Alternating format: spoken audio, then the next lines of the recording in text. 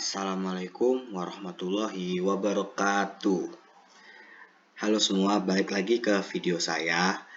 Jadi pada video kali ini saya akan membahas tentang salah satu teknologi yang bisa dibilang cukup berkembang pesat di era zaman seperti sekarang ini.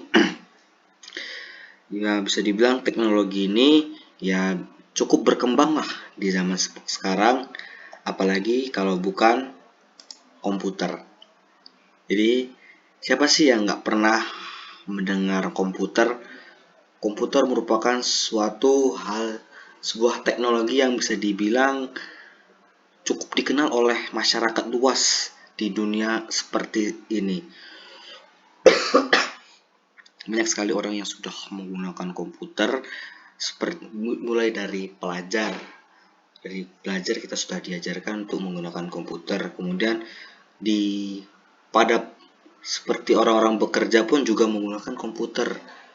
Banyak sekali penggunaan komputer di mana-mana pada zaman sekarang ini. Apa sih itu komputer?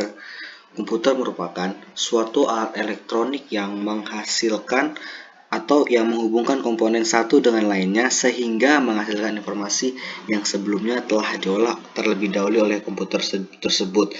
Jadi bisa dibilang komputer ini bisa menerima masukan data, kemudian komputer juga bisa mengolah data, dan kemudian komputer juga bisa memberikan hasil keluaran dalam bentuk informasi, baik itu berupa gambar ataupun berupa video. Nah, selanjutnya yaitu ada sistem komputer. Di dalam sistem komputer ini terdapat 3 elemen penting. Yang pertama itu ada hardware atau bisa dibilang perangkat lunak. Kemudian yang kedua ada software atau bisa dikenal dengan perangkat lunak. Maksud saya hardware itu perangkat keras, software itu merupakan perangkat lunak, dan brainware merupakan pengguna dari komputer tersebut. Ya, seperti di hardware tadi kita terdapat perangkat output atau bisa dibilang keluaran dari hasil yang telah kita input, dan kemudian input. Nah, di sini input nih ya bisa dibilang masukan yang kita berikan pada komputer tersebut. Kemudian selain itu di perangkat keras ini juga terdapat media penyimpanan data ataupun informasi ya, seperti itu. Kemudian ada proses pemrosesan dari sistem komputer ini. Kemudian yang elemen kedua itu ada software. Software merupakan perangkat lunak. Jadi di dalam software ini terdapat sistem operasi dan kemudian ada program aplikasi, di mana sistem operasi ini merupakan sistem yang menjalankan komputer tersebut. Banyak sekali macam-macam sistem operasi ya. Contohnya ada novel, Windows yang sering digunakan di komputer-komputer sekarang, kemudian ada Linux atau Unix, kemudian ada Mac atau OS. Kemudian ada program aplikasi. Nah, software ini merupakan perangkat lunak. Jadi perangkat lunak itu merupakan ya contohnya itu aplikasi-aplikasi. Contohnya ada aplikasi misalkan Microsoft Word atau Microsoft Excel, misalkan ada aplikasi untuk pemrograman, ada aplikasi juga untuk desain grafis seperti itu. Kemudian elemen yang ketiga itu adalah brainware atau pengguna. Siapa sih pengguna dari komputer tersebut? Penggunanya yaitu manusia itu sendiri. Nah, manusia ini bisa contohnya ada manajer, bukan analisis sistem, ada programmer, kemudian ada operator seperti itu.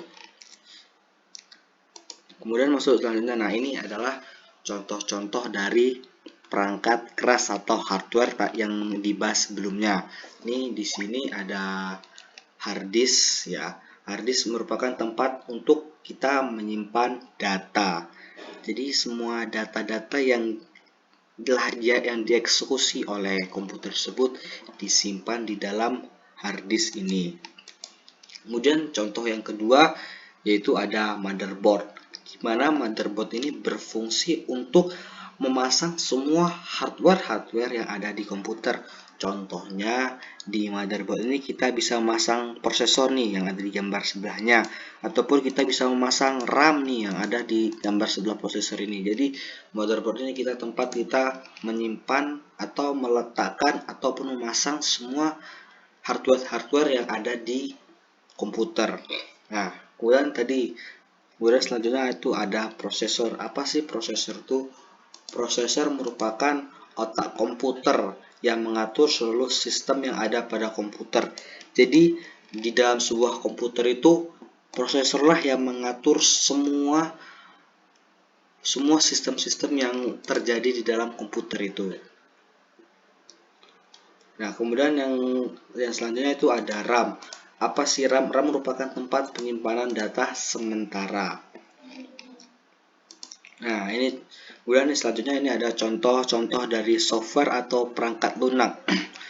Yang pertama ya yang biasa kita kenal lah ya, ada Microsoft Word, ada Microsoft Excel, kemudian ada Microsoft PowerPoint, dan biasanya aplikasi-aplikasi ini ya bisa dibilang yang sering digunakan oleh para pelajar ataupun para pekerja seperti itu. Nah, ini kemudian yang ketiga yang tadi brainware, yaitu pengguna, yaitu siapa penggunanya, yaitu manusia itu sendiri yang menggunakan komputer. Nah, selanjutnya itu adalah ada sejarah komputer. Jadi komputer yang sekarang ini yang kita lihat sekarang ini merupakan pada zaman dahulu tidak seperti yang kita lihat. Jadi banyak sekali generasi-generasi ataupun perubahan-perubahan yang terjadi pada komputer sehingga komputer tersebut bisa sampai bisa kita lihat seperti yang sekarang ini. Itu yang pertama itu ada komputer generasi pertama. Pada komputer generasi pertama ini menggunakan apa ya, kayak tabung vakum seperti itu. Nah, komputer generasi pertama ini terjadi pada tahun 1946 sampai 1959, di mana komputer generasi pertama ini dibuat menggunakan media tabung vakum sebagai komponen dasarnya. Nah, terus tabung vakum ini bisa dibilang kurang efektif penggunaannya karena materialnya menghantarkan panas, sehingga jika kita gunakan komputer ini pada zaman sekarang itu mungkin tidak efektif ya. Dan bisa dibilang komputer tabung vakum ini juga memiliki ukuran yang cukup besar seperti itu. Oke, lanjut ke generasi kedua, yaitu ada namanya transistor. Terjadi pada tahun 1959 sampai 1965.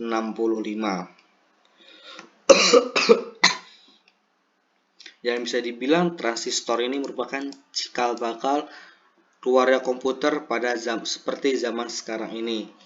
Dan bisa bilang transistor ini memiliki ukurannya lebih kecil dari tabung vakum. Jadi yang bisa bilang ukurannya lebih kecil lah dari tabung vakum ini. Oke, yang selanjutnya yaitu ada generasi yang ketiga, yaitu sirkuit terintegrasi yang terjadi pada tahun 1965 sampai 1971, di mana komputer generasi ketiga ini bisa bilang lebih kecil lagi dari yang sebelumnya ya. Bisa bilang semakin lama komputer itu semakin kecil dan manfaatnya juga semakin lebih banyak seperti itu. Kemudian yang terakhir yaitu ada komputer yang generasi keempat yang bisa kita lihat seperti sekarang ini ya, yang kita lihat dimanapun. Nah, ini dimulai dari tahun 1971 sampai sekarang penggunaannya nih seperti ini.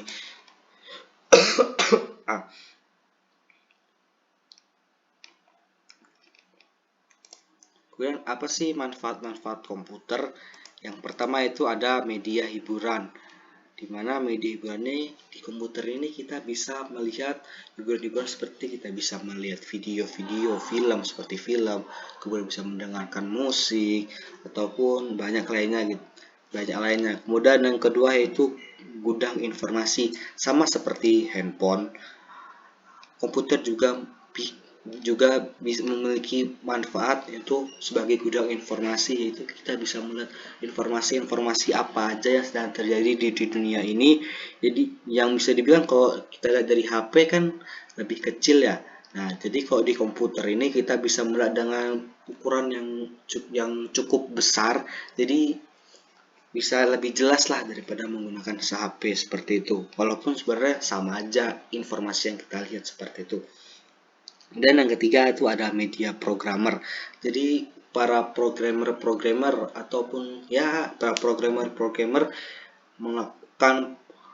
melakukan pekerjaannya di komputer ini seperti itu.